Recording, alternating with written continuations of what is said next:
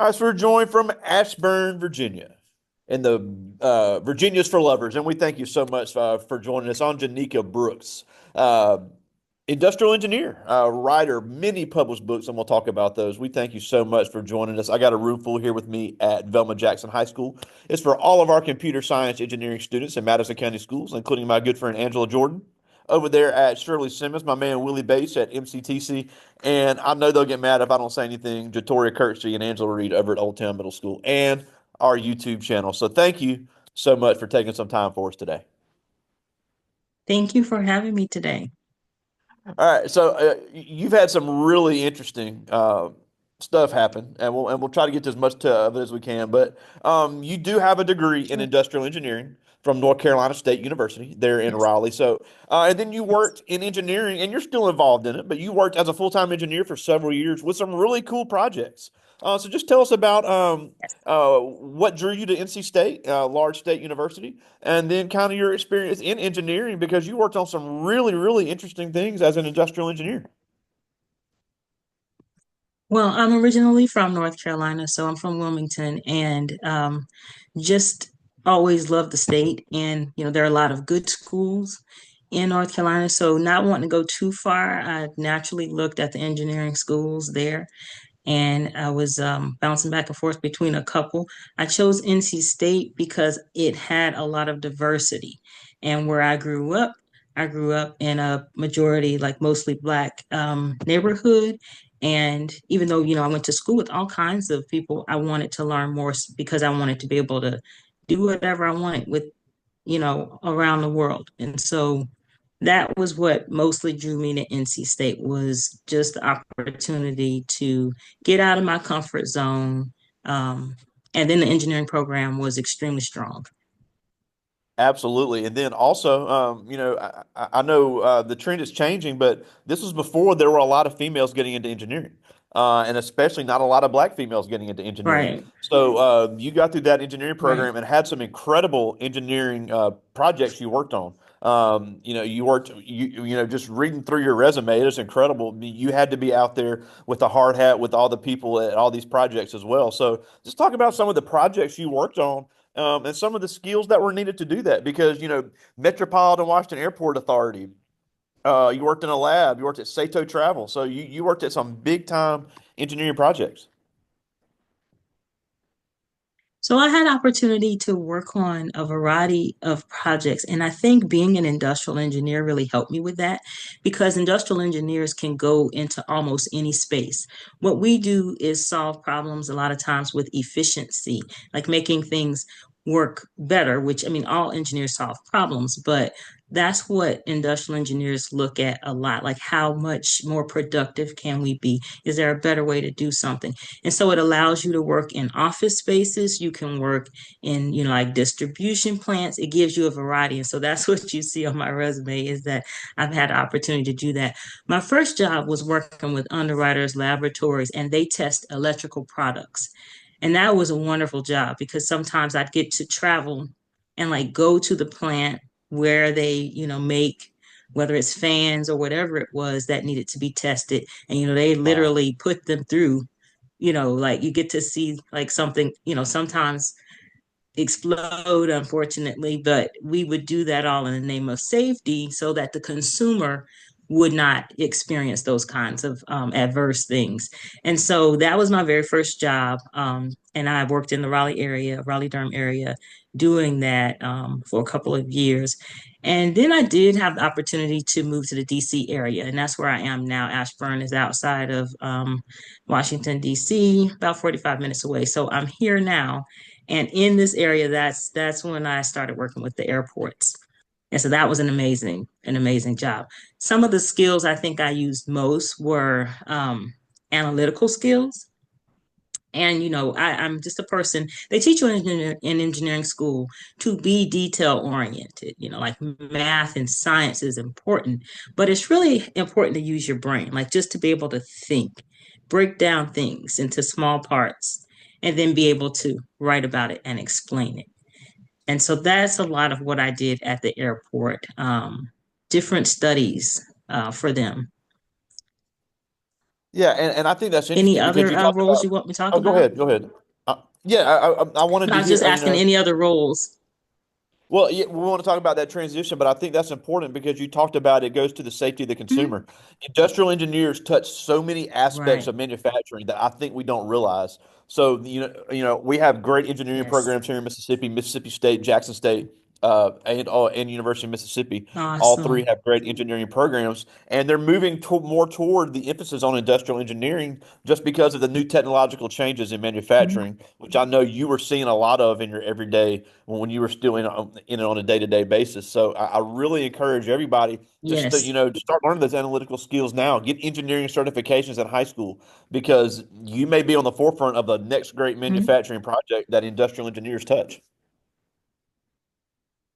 I love what you just said about getting it started early in high school because that's really, I didn't mention it, but that's really how I chose engineering was the programs and things that were available. And actually it started with middle school. They had some specialty groups to help get more minorities and more underrepresented groups and females into engineering. And so it started really in middle school and it carried through into high school. So my teachers, my counselors were really instrumental in making sure we were aware of what was out there, that we had sometimes small engineering classes just to see like where our interests lie. And then when it came time to look at colleges, our counselors put together trips, like took us to campuses, and many HBCUs were included. NC State was one of the campuses. And so it really does start in high school. So I would say to students, if there are any programs, any classes out there, even if it's just one off, like or one credit or no credit, go get involved and see if it will help you develop those skills that you didn't know you really had. Yeah, and we have great robotics programs in our middle schools and at our career center. I just mentioned Willie Bates, who does our robotics over there. They can get robotic certifications. Industrial engineering jobs really want to Oh, see that, and I think that makes kids that are interested in the robotic and engineering side very, very yeah. attractive candidates. So being able to do that in middle school and high Yes. school, that's the direction that a lot of these engineering jobs are going. So the robotic skills on top of the coding and programming Wow. skills go hand in hand. I think there's a lot of money to be made for anyone interested in that. There's a lot of money to be made, and you mentioned robotics and programming. That is still huge. I remember when I got to NC State, I had to take I took Fortran and I took Pascal. So back in the day, that they probably don't know C++, Java, those kinds of things. That's what I'm talking about. But they put all engineers through that, whether you use it on the job or not. It's like I said, it's a way to train you in how to think.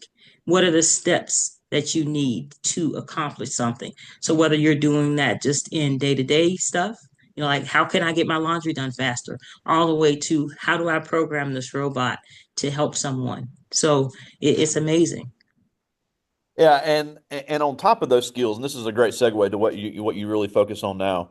You moved into several writing roles, and you've published a few books talking about your own Yes. personal life.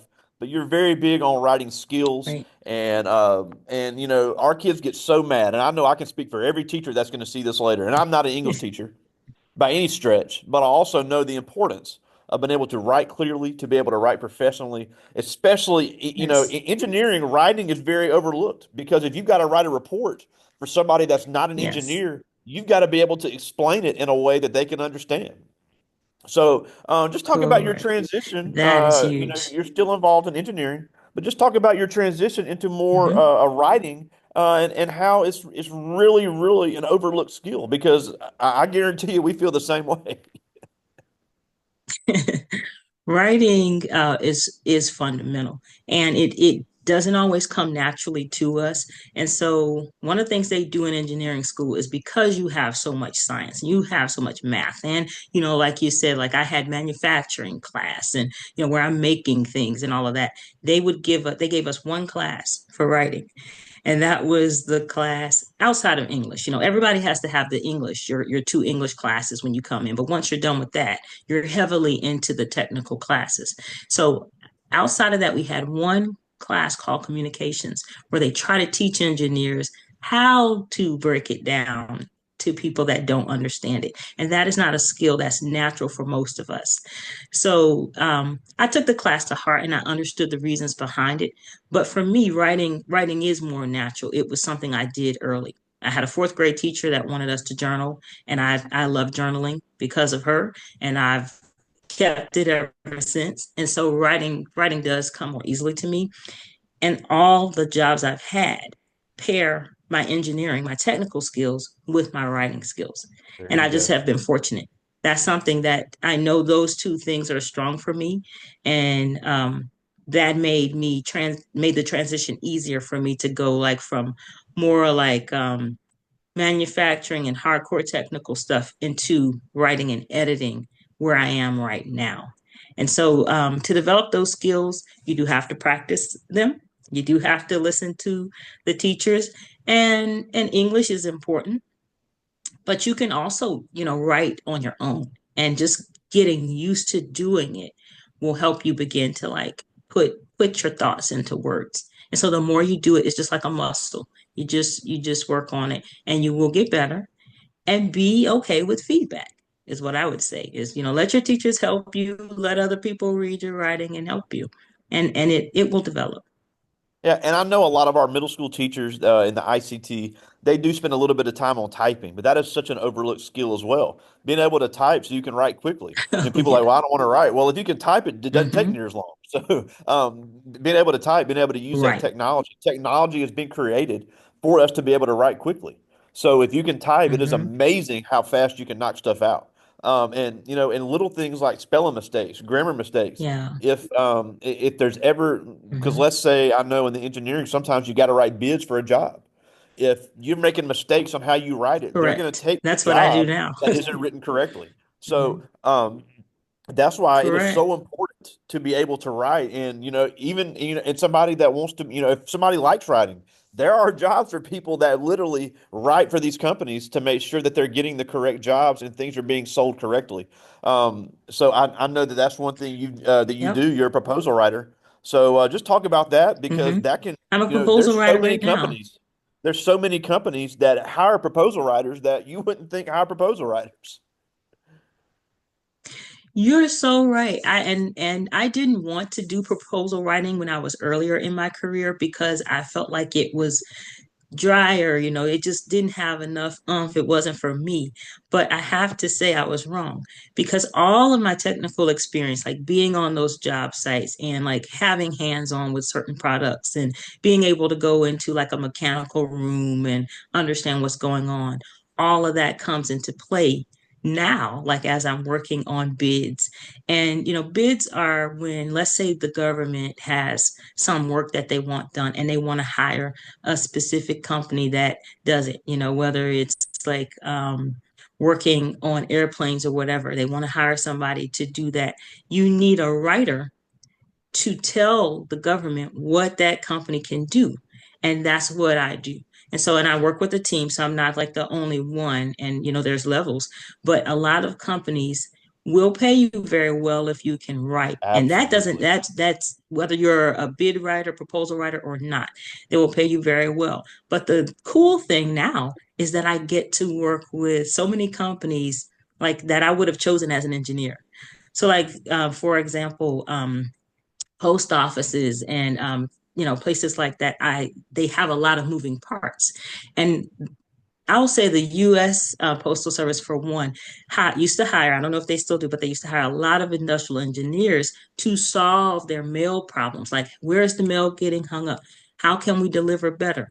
And so now, from a writing standpoint, I get to touch and see a lot of different spaces like that. So everything from airports, which I have worked in, like I said, to postal delivery, universities, so even educational spaces. There's a lot that I'm able to do just using my background and being able to write. And that's so cool. But again, part of the reason for this platform is to let kids know about all the different areas to get into engineering. We think engineering, we just think the stuff we Okay. see on TV. But there are so many great jobs with variety of skills in engineering and So tech that many. are so needed that they can work on now. And we hear on Hmm. the news all the time about Right. AI is taking our jobs away, robots are taking our jobs away. But these writing skills, it's going to take a human touch. This is not something that AI is going to be able to completely Always. take over. So these writing skills are always going to be very useful, and it goes hand in hand with Hmm. communication. Now, obviously, we would be very remiss if we did not talk about your book, which is available on your website, onjanikabrooks.com. But you wrote, and you've talked about it. There's a few interviews online where you talk about your background. The book called Unmothered, which you wrote about your own Hmm. personal life.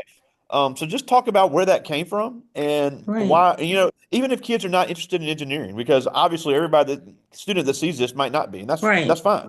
But your story can really resonate with anybody who may be And dealing with a family situation that they may think mhm. is not able to overcome. So you wrote such an inspirational book, Unmothered, and I'll let you tell us about it and where the experience came from. Absolutely. So, for me, like I said, because writing has always been powerful, and actually, my mother wrote a lot, and I would see her writing, and so you kind of pick up the things that you see a lot of times, and so as adults, we need to remember that. For kids, they do watch us more closely and observe us more than we know, and so writing was something I wanted to do. I wasn't really interested in engineering at first. So I always knew I wanted to be a writer, but I wasn't sure I would be able to make a good living.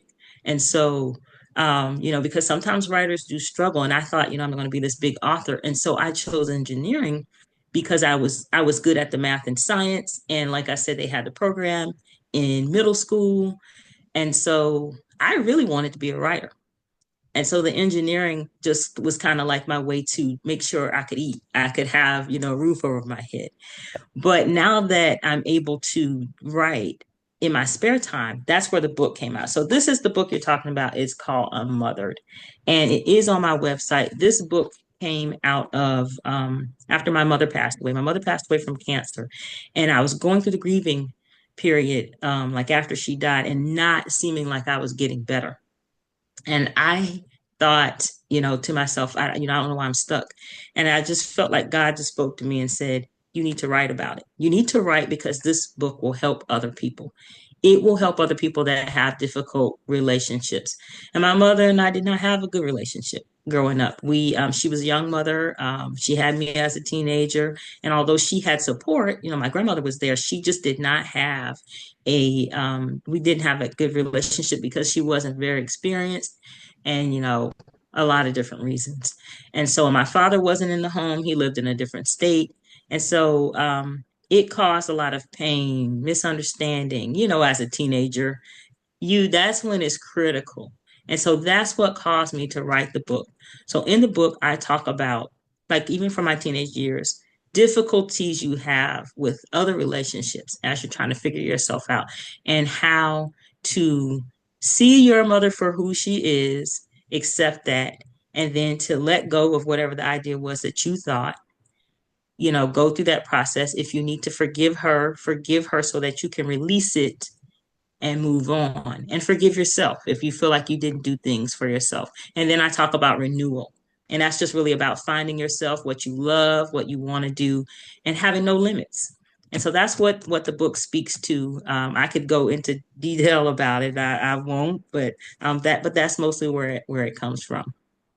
Yeah, and you also have so much inspirational content online, and we'll definitely share that here before we go on your website. All your social media handles are on there, but it's really really interesting. And like we said, you have a couple of interviews online where people can pull you up and you talk Mhm. about it and you go to more in depth about your relationship. So really encourage everyone Yes. that maybe because look, we don't know every person what they're dealing with at home. Every kid that's in our Right. classes is facing a big transition, whether it be going into high school, whether it be going into college, Hmm. whether it be going to the workforce. So being able to navigate a tough relationship is such a vital skill. We talked about how important writing is. Being able to navigate things like that and understanding that it's normal to face the conflict, but it's just how you respond to it and Right. how you meet it, that Exactly. really is what's going to set you apart. Well, I do have a couple questions from the students, and I like this first Sure. one.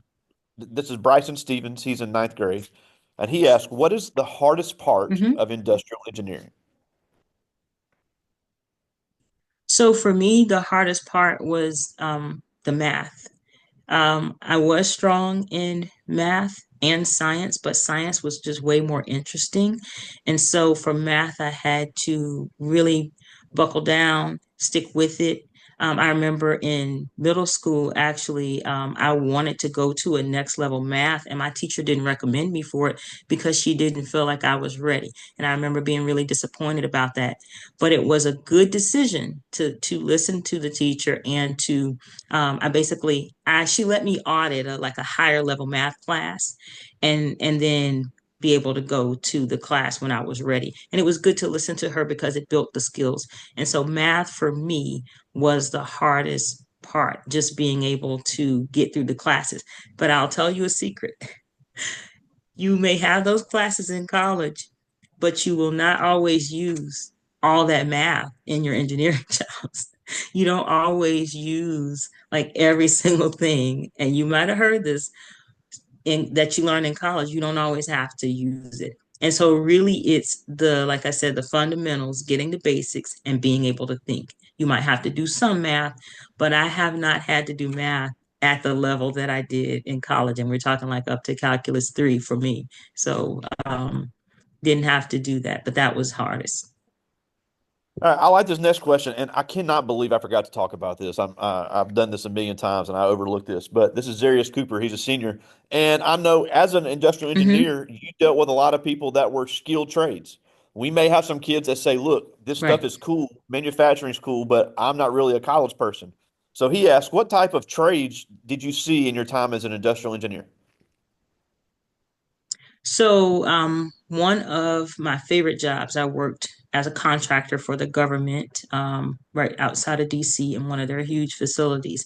And they had 12 different departments. And the ones I touched the most were electrical.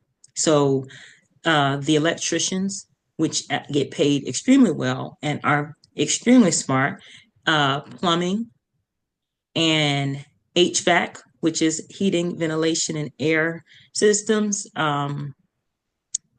Then we had a team called Buildings and Grounds, and obviously they took care of like landscaping and all of that.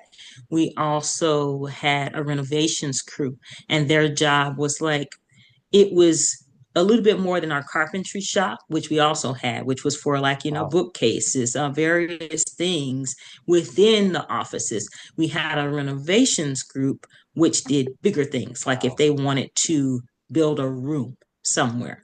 And so there were all kinds of trades. I'm sure I'm leaving somebody out, but even logistics, people that like move tools and products like in certain like if a customer or someone in the building wanted some equipment. So there are all kinds of technical trades, and for those trades you typically don't go to school as long. You may be able to do a 2-year program and they pay very well. You can make a very good living, and we need those experts. So I just want to say that because a lot of times we do focus on 4-year colleges and all that, but we need our trades experts. And some people, they are just, their minds are wired for that, or they can pick it up easily.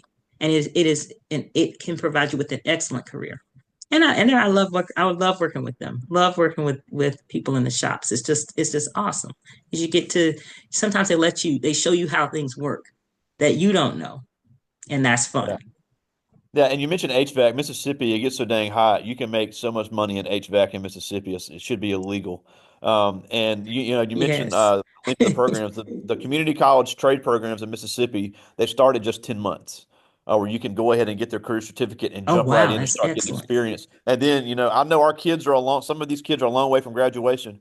The ACT scholarships in Mississippi, and I'm sure it's the same way in Virginia, because I have kids all the time say, I don't care about the ACT. I'm not going to college. Well, you can use the ACT to get scholarship at a community college for their trade programs. It is not just for Yes. academic programs. So Yes.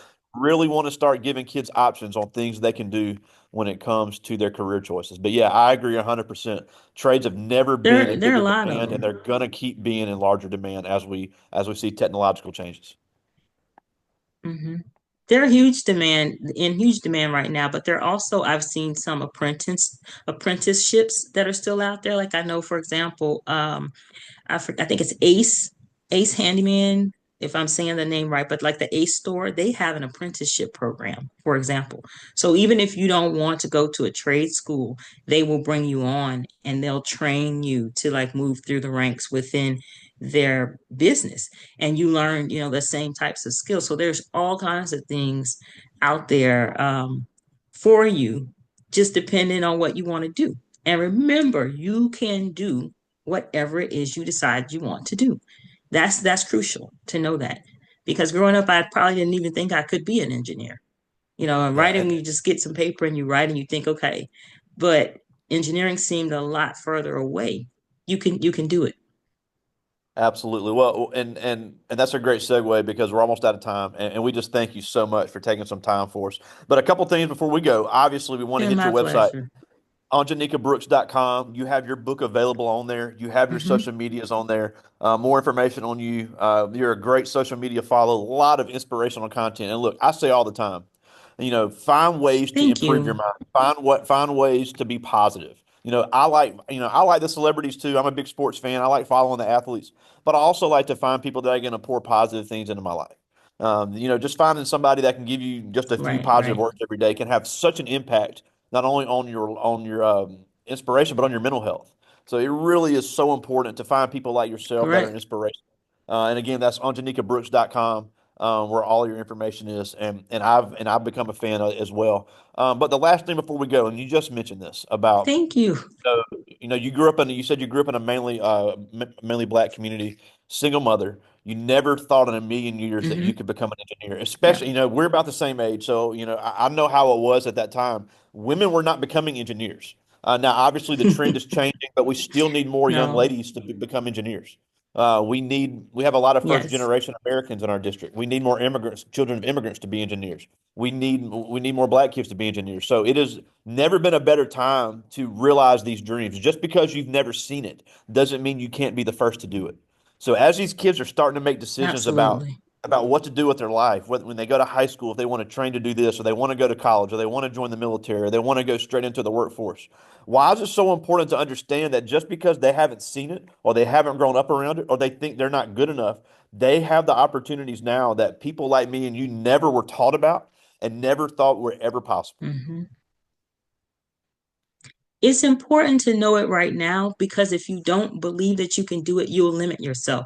And what you came here to do, your purpose on this earth, is for you. And so if you just hold back and you don't do it, somebody else is not going to get what they need. So you're here to touch and to help and to do things with other people. It's not, your gifts are not just for you.